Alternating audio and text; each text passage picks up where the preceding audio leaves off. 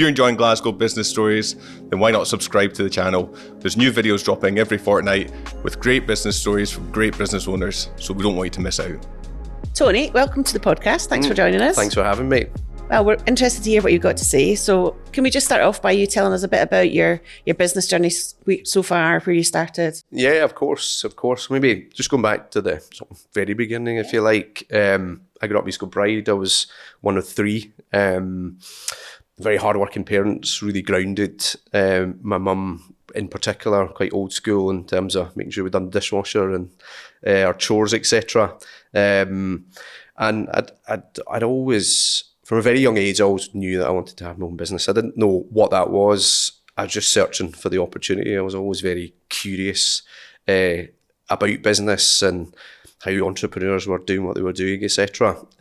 So I really was just searching for whatever that opportunity was. I couldn't have cared less, whether it was washing cars in the street or fixing kids' bikes in the street to make a little bit of money. It was all business to me. So hated school, was not an academic in the slightest. Really just wanted to get out into the world. The minute I could get a driver's license, I was on it, just to control my own destiny kind of thing. But the one thing that did happen at school was I had a friend called Michael, who's best pal to this day.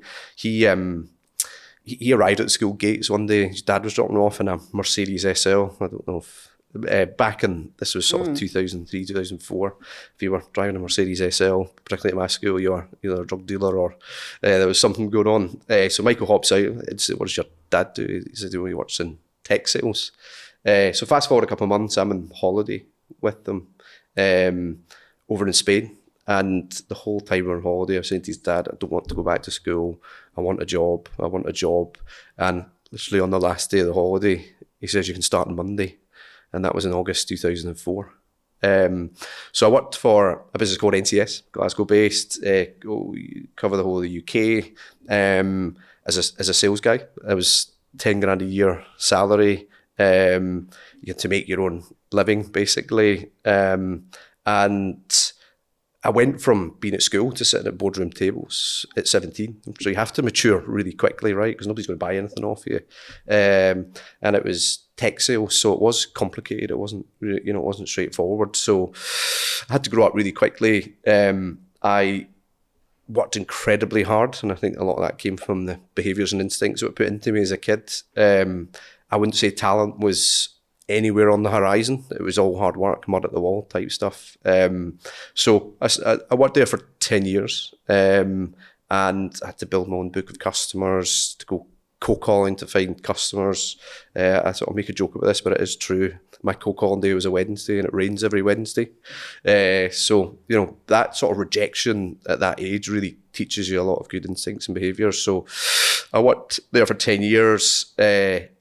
And I got a good grasp of how businesses operated. I was in the head office, so I could see how finance worked. I could see how the technical part of the business worked. I could see how operationally it was put together. So it was a great experience. I had a lot of good mentors in there as well, who just kind of kept me grounded and sensible. So I developed a bit of a passion for technology. When I was there, I was really interested in technology, and where I lacked in talent in terms of sales capability, I excelled in terms of technical capability to be able to talk about solutions and all the rest of it. And that served me really well. Also got a lot of respect from the techies because I was able to do that and treated them really well. And that sort of sales versus technical divide didn't exist with me. I always looked after them. So I decided to, in 2013, leave and start a business with another guy. Remember sitting with mum and dad at the time, who are not risk takers in the slightest, saying, "I'm going to walk away from this well-paid job to do one thing." And they were like, "You're off your head. Like, why? That does not make sense. Just keep doing what you're doing. You're doing really well." But I wanted to crack on. And so I set up a business called Cherry with another guy. That didn't last particularly long. Very quickly realised we wanted different things. We had different views of the world, different ambition. So I had to start SilverCloud very quickly on the back of a fag packet. So I had a very awkward conversation with this guy and told him I was going to leave and do it on my own. So that was the year I was getting married as well. So all my capital was tied up in paying for a wedding. So SilverCloud started 2014, and I had £5,000 working capital when I started that business, not too far from where we are now, actually, 10 Fitzroy Place. I was given an office as a freebie from an old customer, but it was a great start for me. I spent the whole of that first year in 2014 just going out and finding customers. I was driving up and down the country. I must have done 150,000 miles. It was horrible. It was lonely, but I wasn't really thinking about the effort and what that all meant longer term. I was just thinking about the here and now. Just living in a world of fear of failure. Just have to keep going. Have to build something. The business then developed into. It started out as a telecoms business, but evolved into becoming an IT managed service business, which gave us more recurring revenue, gave us a wider range of products and services that we could sell. And in 2022 into 23, we recognised there was both an opportunity and a risk with cybersecurity. So we had a decision to make at that point in time. Do we go and do it a lot of our competitors are doing, which is buy the products and services from other people and resell them, or do we build something? And back to being a bit of a risk taker, I thought let's build something. I was very fortunate to hire a very intelligent techie who was ex-Cisco, who'd done a lot of interesting stuff in the cybersecurity world, was ex-military, etc. So he came and joined the business and helped us think through what we could do as far as cybersecurity was concerned. So we built out a security operations centre, which is, there's not many of them in the UK. It's a 24/7 facility which provides proactive and reactive cybersecurity for businesses. But it became very clear very quickly that these two businesses, or two sort of departments, if you like, were very different things. So the decision was made to separate them. From there, Acumen was born, Acumen Cyber, and SilverCloud continued to do what it was doing around the IT managed service space. So yeah, fast forward to now, we've got about 70 people in the business, and pretty clear strategic plan for the future. If you go back to the start, you've also got a plan now, it's grown to the size that you need to have these plans. What was your goal when you first started? It was just to I'll be honest, pay for the wedding and keep the lights on. I didn't know. The one thing I learned very quickly, and there was a pivotal moment in this, which was that I knew I didn't want to have a lifestyle business. I knew I wanted to have a big business, or I wanted to grow something. I couldn't have articulated that at the time because I probably didn't know. I remember meeting people regularly and they're like, what's your 5-year plan? And I'm like, I don't know, just survival. I just want to get through the next day. And so nothing was particularly clear or well thought through. When I think about the story and you take out the bits in the middle, you go, that all sounds planned beautifully. That is far from, reality. It did not, it was a real scramble. There was times where we were really unclear on what we were doing, what we were trying to achieve, etc. So it certainly wasn't planned. See, when you look back now then, and you said from an early age you wanted your own business, what's the motivating factor there? Do you think, was it that card at the school gates, or what was it? So I think at the beginning it was Porsches and palm trees, right? I think it was all about the money, but what's developed and changed as the business has grown is actually, it's brilliant watching something grow and develop. I enjoy momentum, and it's plenty of time for Porsches and palm trees. I just enjoy building stuff, and that's become much more clear as things have developed. So I think the flashiness maybe enticed me a little bit, but all the other things that come with it, the autonomy, the ability to do what you want and set your goals and achieve them with you're in control of it all. So yeah, I think it was money first, but latterly that's become less important. And did it feel like a risk when you set up? You said you're a risk taker. Did it feel like a risk, when you set up yourself, when you set up this, or were you did you have confidence in yourself that you're like, I'm so good at sales, or so I've got this skill that I'll be able to build the pipeline, and it's not actually a risk. It's just it might feel like a risk to outsiders, but to me, this is a no-brainer. I think there's a part of that, and there was also a part of people saying, you're not going to do this. And people you thought would support you and help you, became your worst enemies. And that drove me on a little bit. So it was kind of proving to other people. And I think as you grow and develop, you realise that becomes less important. But it was the thing that probably enticed me. Those people saying you can't do this, or you're off your head, or why would you do this? Why don't you just, this is safe and sensible. Logically on paper, businesses don't make sense to become an entrepreneur. It just doesn't make sense. It's, it's a tough gig. So that spiraled me on, and then beyond that, it was fear of failure. It was like, right, these people are watching. Let's just make sure you don't fail. And now you're at a stage where or might not feel like to you, but from an outside perspective, it's a well-established business, obviously with the new business. What drives you on when you've got a successful business that's taking over? Is it? Yeah. So someone asked me this question recently, and this is a God's honest truth, that every new hire gives me a new sense of momentum. And I feel like that just spirals us on to the next thing. And I every day on my drive home from the office, I reflect on where we are. And I would say 4 out of 5 days a week, it's like, oh my God, this is a disaster. Like, why have you not achieved this yet? Why have you not done that yet? But see that day where you get the crack through, it just makes it all worthwhile. I genuinely remember being told and being well aware that we needed to do something about cybersecurity, and driving home going, how the heck are we going to do this? Like, how are we going to, there's people over here doing this amazing stuff. How do we replicate that? And then a year later, driving down going, oh my God, that's what we've done, So I enjoy that. I get a real kick out of that.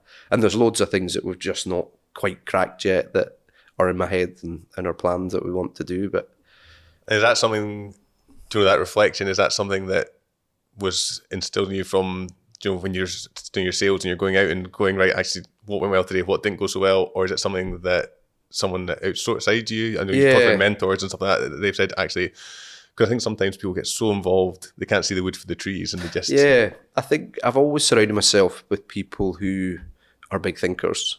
I've also never been afraid to ask for help.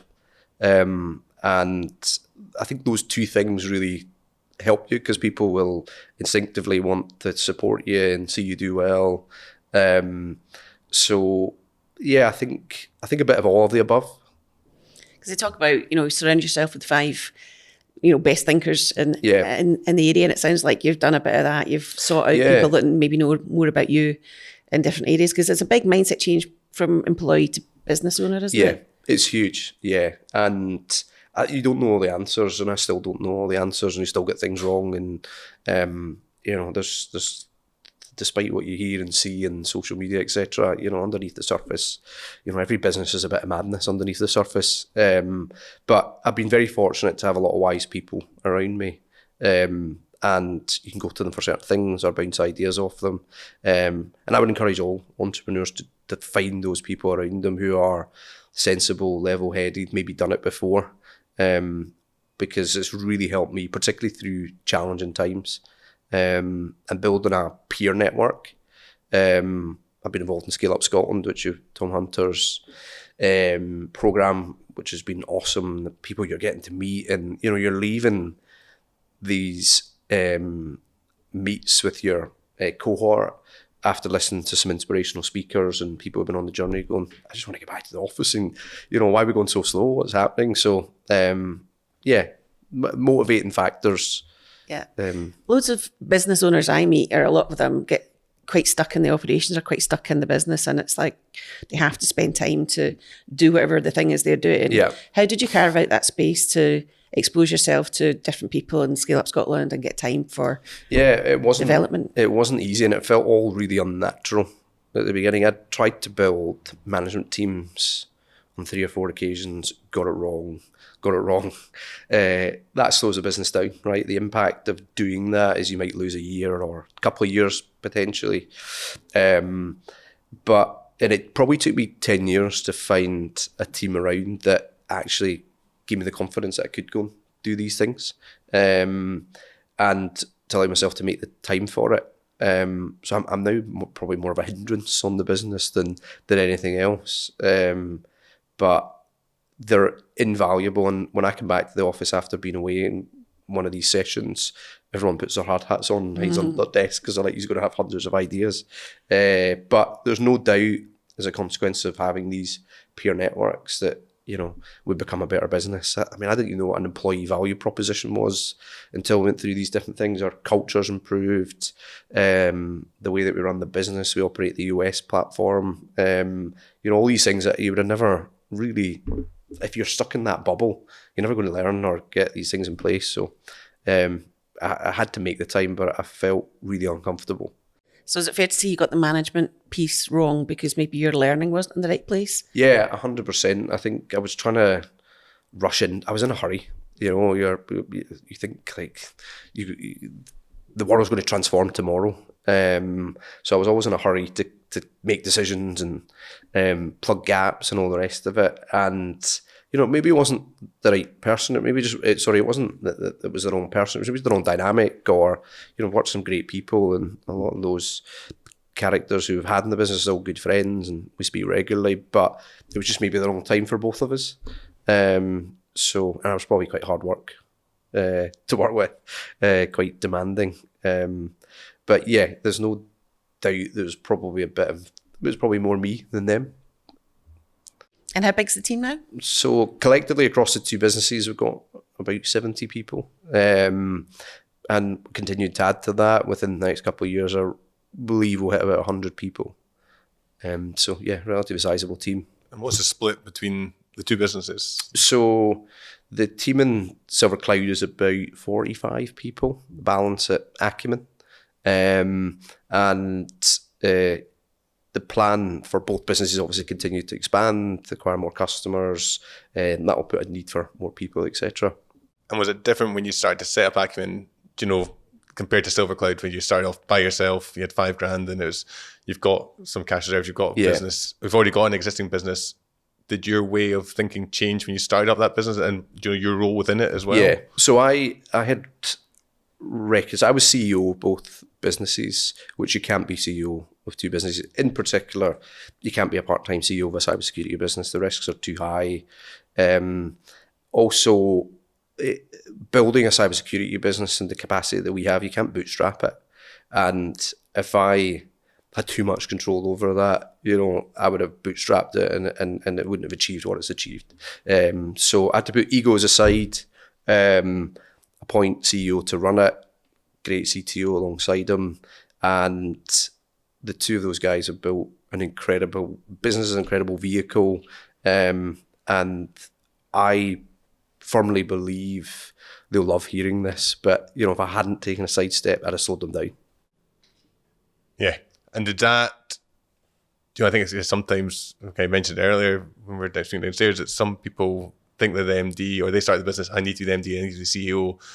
But actually, recognizing your own limitations can sometimes allow that business to flourish, and sometimes you're the one that's a bottleneck. Yeah, absolutely. And I think as far as Acumen's concerned, the experience that Mark and Kevin CTO had was hugely relevant to that space.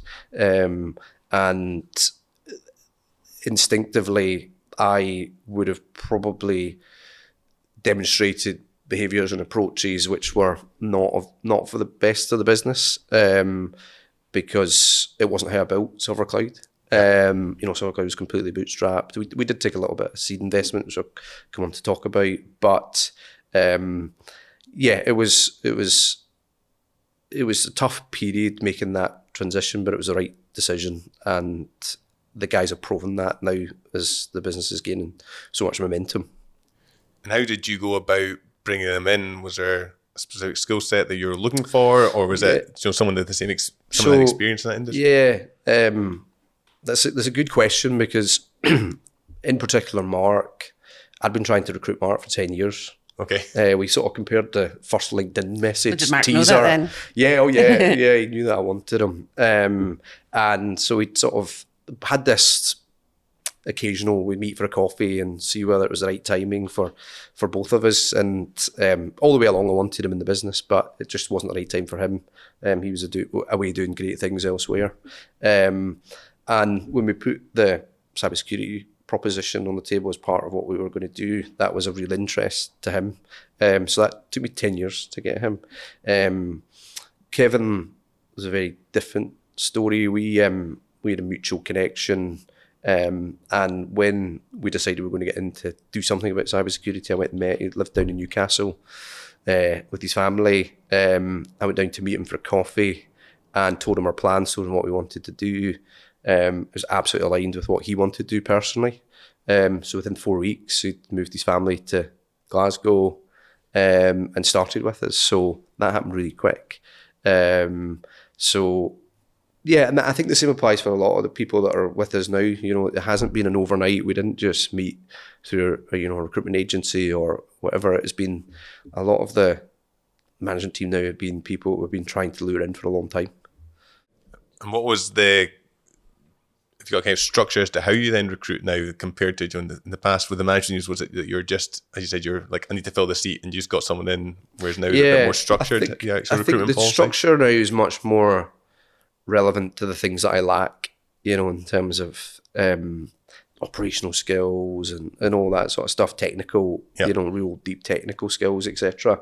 But I would say that there's always people I'm trying to get from somewhere at some point in time, and just you need to be there at the time with it. They're wanting to make a move, or they've had a bad day, or there's something going on. So I'm a bit of a serial LinkedIn stalker with people that I've heard of or been aware of that we try to recruit. So send cheeky messages, try to get their attention, because tenacity goes a long way, right? And I suppose same with you asking for the job every day on holiday when you're 17. Tenacity and humility. I think if you've not got them in business, you're going to struggle.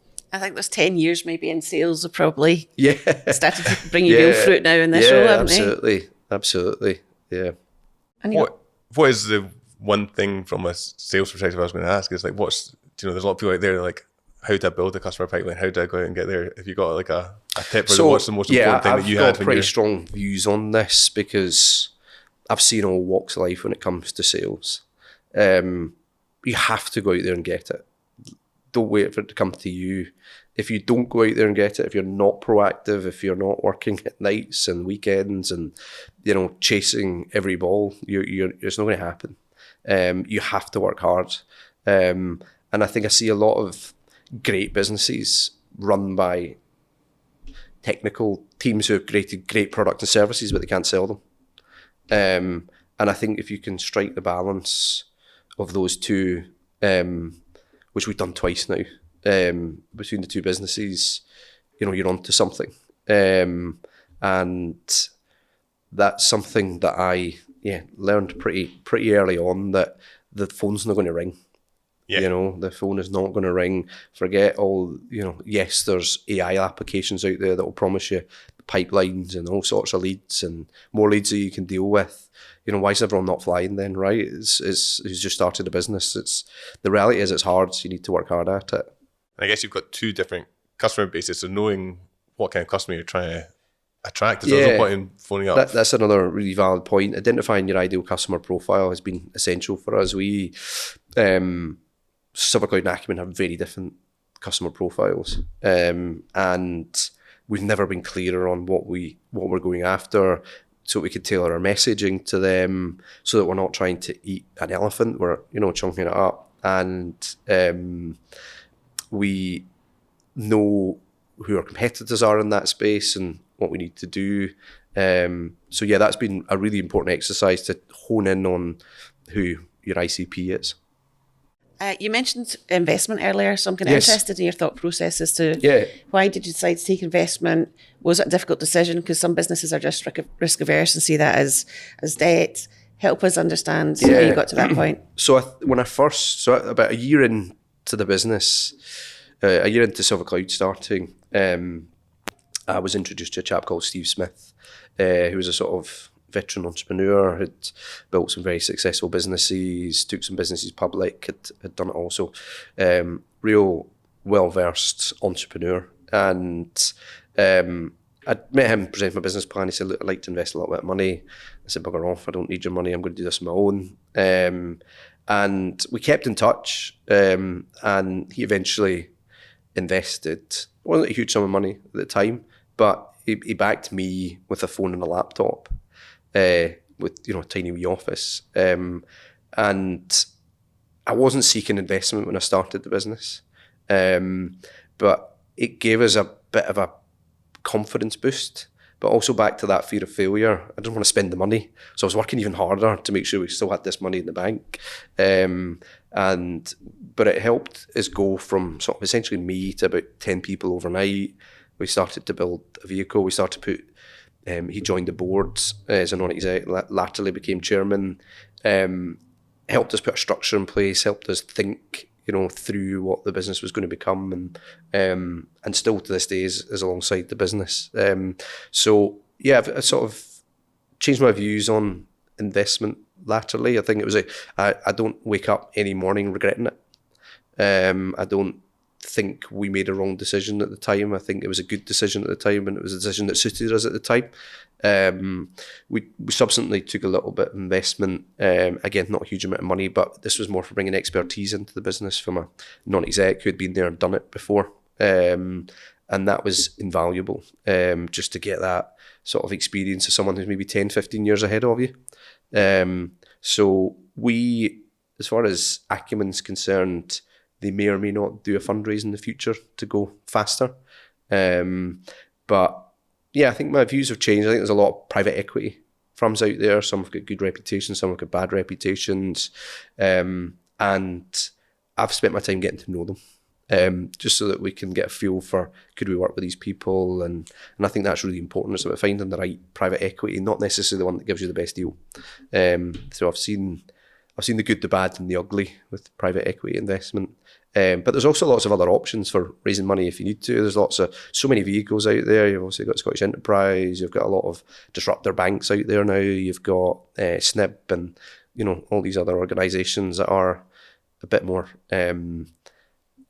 supportive of growing businesses, etc., than just looking at the return. I think being an accountant, people always seem to, I don't want to take on debt or I don't want to take on, but as you say, can maybe you might have got from 1 to 10 employees in a year or 24 months, but you're able to shorten that time period, and it's like, well, if it's affordable and it can work for you, then why not do it? Because it just helps you move to that next stage a lot quicker. And I think it's also, you have to consider what you're getting yourselves into. So when I brought Steve into the business, he invested some money.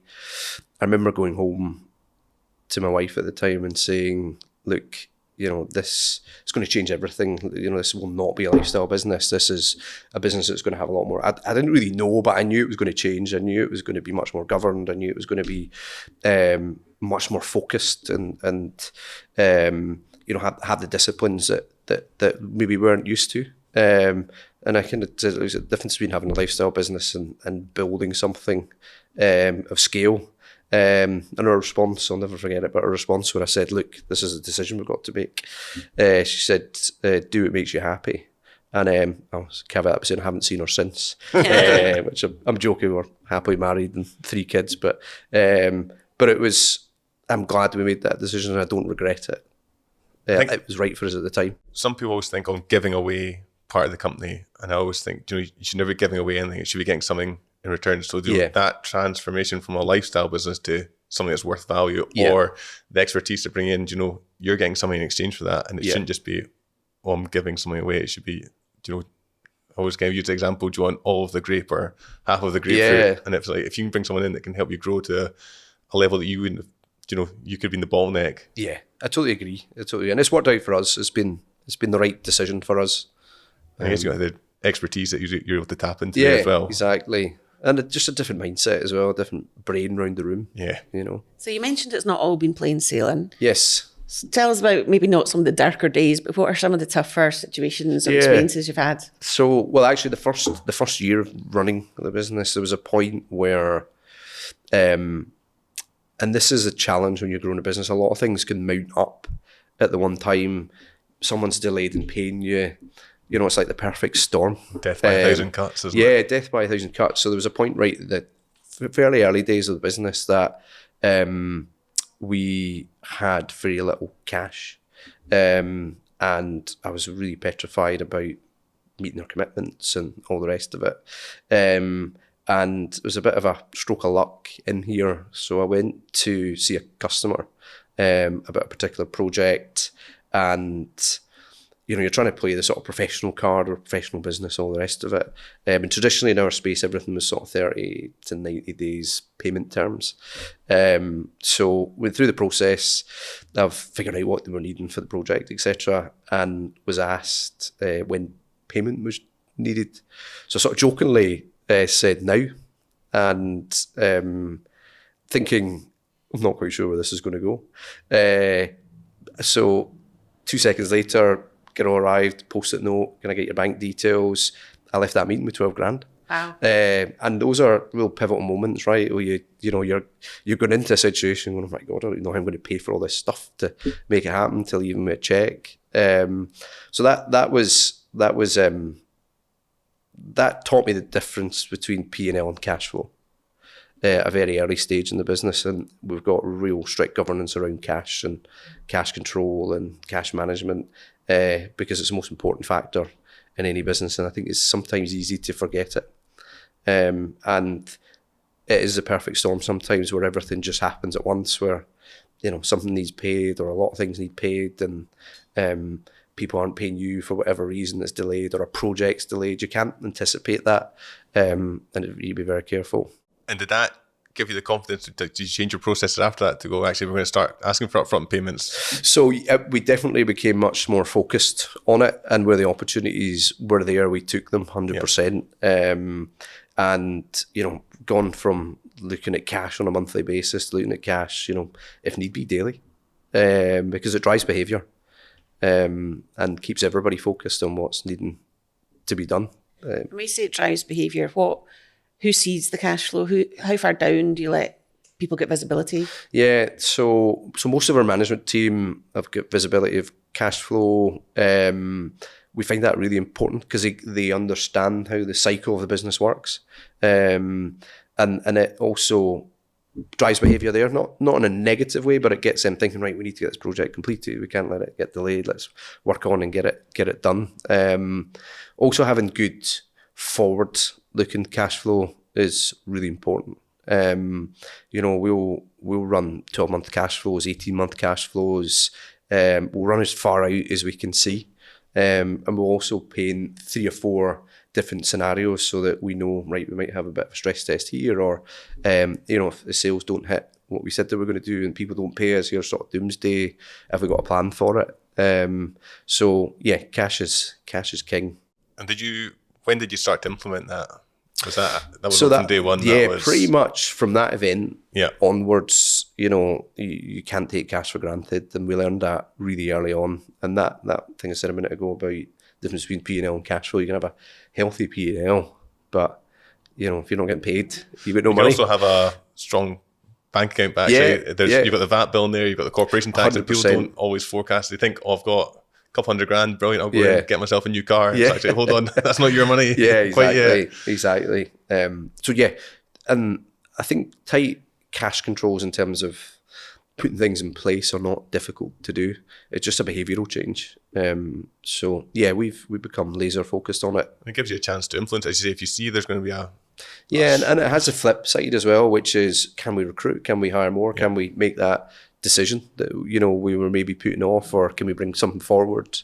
So having visibility of cash as far out as you can see it is really important, especially for the startup, I suppose, as well, because it's when that it's not income generating to start with, so you're investing all this cash. It's like, what's your run rate? How long have you got? The doors will actually stay open, and obviously the opportunity for investment, things like that. But if you can avoid that, then exactly, especially if the money's coming in a non-uniform way and you don't quite know what's going to drop. You just need to have that real focus on it. And I guess, I don't know, I see a lot of people not do it because they're not sure how to start, but actually once you get into it, take some of the noise away, doesn't it? Yeah, I mean, it can be reassuring, right? It can be reassuring. I think that never let a salesperson do a cash flow or give a, proper view in a cash flow. You need that half glass empty view, right? Because you do get perfect storms. right? And COVID was a good example of that. We'd gone into COVID as a business that was scaling for growth. We were very project-led, less recurring revenue-led, and our business model didn't suit what was happening in COVID. You think the space in the industry that we're in absolutely, was an opportunity for that industry, and latterly it became that. But COVID for us was a bit of a oh no moment. We had to change our whole business model, and we came out of it a lot stronger and better. But things like that can happen. And just before we finish, what are you most proud of with what you've built so far? I think, going back to something I said earlier on, I like watching things grow. I like solving problems that just otherwise seem insurmountable. We went from having a very basic telecoms business into becoming an IT managed service business to building a state-of-the-art security business. And I just think I love momentum. I get a real kick out of that. And also seeing people grow, right? We've got people who've been with us on the journey the whole time, which is really rewarding to see. And how big do you want to grow it, or is there no limit? So we both businesses have got pretty clear strategic 5-year plans. Both are poised for growth. And we believe, based on our plans and strategy, that we can build a business worth 100 million in the next 5 years. And how many employees would that? That's a good question. I don't know if we went that far out employees, but well over 100 for sure. Wow. Yeah. So we finish every podcast with the same question, which is, what's your guiding principle in business? Yeah. So I go back to something I said earlier on, do what makes you happy. I had a decision to make early on, and I think how I would feel if I hadn't made that decision. And I think I'd be living a bit of a life of regret, thinking I wish I'd done this. Like, I have no regrets as far as what we've done, and decisions we've made along the way, opportunities to learn, etc. So yeah, do what makes you happy. On top of that, surround yourself with big thinkers, because I do think that really drives you on. Fascinating journey so far. Wishing you all the best, Tony. Thanks for coming on. Thank you very much. Thanks for having me. Thank you. Cheers.